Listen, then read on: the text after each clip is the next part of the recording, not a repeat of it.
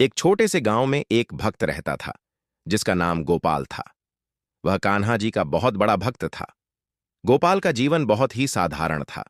उसके पास एक छोटा सा खेत था जहां वह अपने जीवन यापन के लिए अनाज उगाता था। एक दिन ऐसा आया जब गोपाल के पास खाने के लिए कुछ भी नहीं था।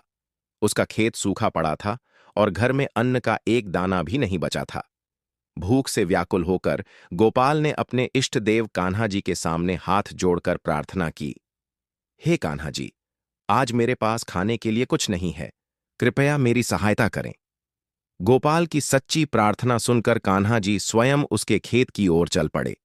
वे अपने करकमलों से भूमि को स्पर्श करने लगे और देखते ही देखते उस सूखी धरती पर अनाज उगने लगा।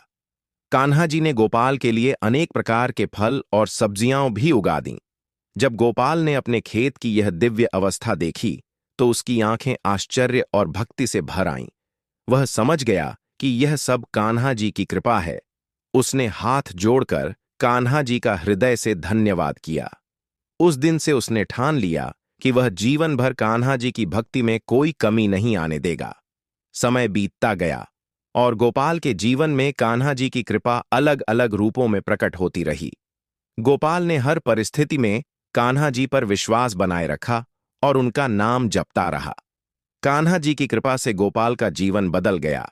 अब वह एक संतुष्ट और शांतिपूर्ण जीवन जीने लगा।